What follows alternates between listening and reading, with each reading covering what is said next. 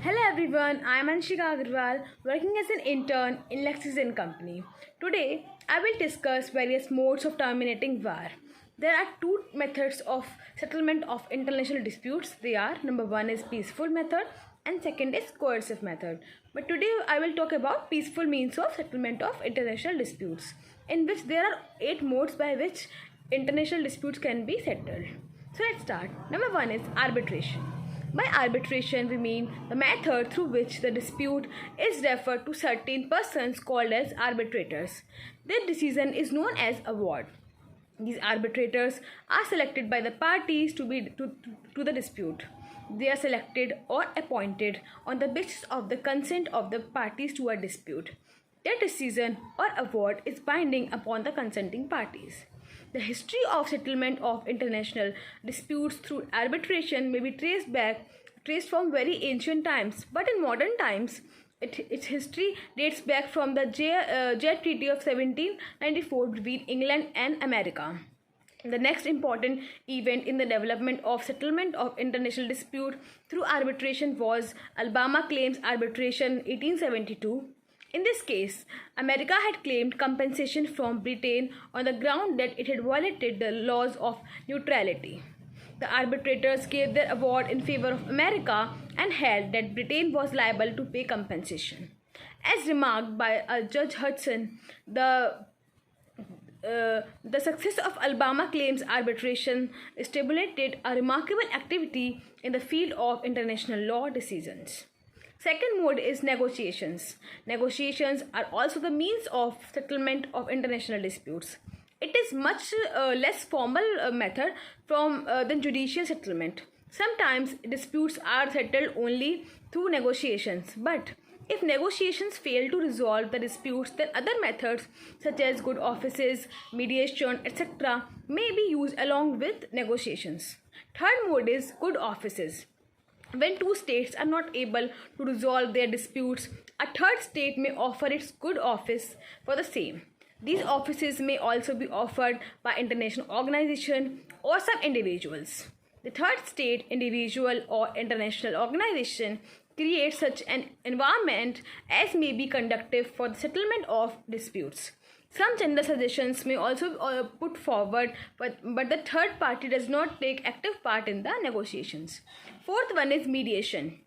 Mediation is yet another method through which efforts are made to the settlement of international disputes. In the case of mediation, the third state or individual not only offers its services but also actively participates in the talks to resolve the dispute. The main distinction between good offices and mediation is that in case of good offices, the third party simply offers its services and does not actively participate in the talks, whereas in the case of mediation, the third party actively participates in the talks and makes suggestions as to resolve the dispute between the states. A good example of mediation and good offices is that of the Tashkent Agreement in the end of 1965 and in beginning of 1966, wherein Russia succeeded in bringing about an agreement between India and Pakistan.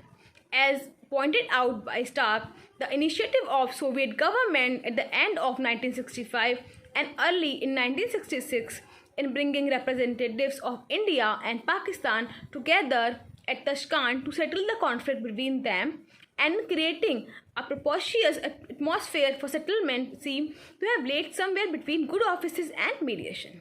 Next mode is conciliation.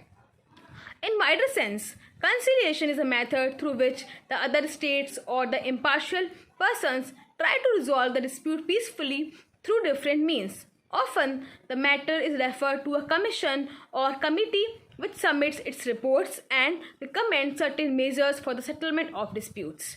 These proposals are, however, not binding upon the parties.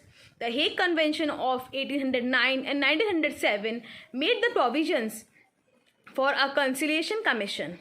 A recent example of this is 1965 Convention on the Settlement of Investment Disputes between States and Nations of Other States, which provides for the conciliation commission for the settlement of dispute. Sixth one is inquiry. Inquiry is also a method which is often resorted to for the settlement of disputes, but it is not an independent method and is often applied along with other methods. The main object of the inquiry is to make investigation of the relevant matters so as to establish facts which may hold the ultimate solution of the problem. For example, often inquiry commissions are appointed in relation to settlement of border disputes. The commission clarifies the facts after making inquiry into the relevant facts. Next one is settlement of international disputes under the auspices of UNO. The following are some of the provisions of the United Nations Charter which provides for peaceful settlement. Number 1 is, according to Article 2 of the Charter, the member states have undertaken to resolve their disputes through peaceful means and not to resort to force or threat of force to resolve international disputes. Second is Article 14, which provides that the General Assembly of the United Nations and make recommendations of the peaceful settlement of international disputes.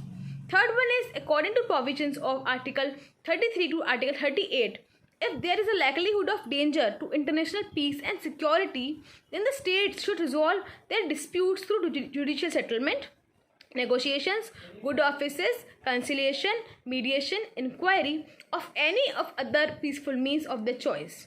In this connection, the Security Council may also make some recommendation in regard to the settlement of disputes through peaceful means. Besides the above noted provisions in the Charter, the General Assembly on 24 October 1970 adopted the Declaration on Principles of International Law concerning friendly relations and cooperation among states in accordance with the Charter of the UN. The declaration provides that every state has a duty to refrain from organizing, instigating, assisting, or participating in acts of civil strife or terrorist acts in another case, or accusing in organized activities within its territory directed towards the commission of such acts. When acts referred to above involve a threat or use of force, it emphasizes the obligation of states to refrain from the use of threat or use of force and the duty to settle their disputes through negotiations, mediation, arbitration, inquiry, conciliation, judicial settlement, or other peaceful means of their choice. Next and last one is judicial settlement. When a dispute is settled by the International Tribunal in accordance with the rules of international law, the process is called judicial settlement. The expression international tribunal is relevant.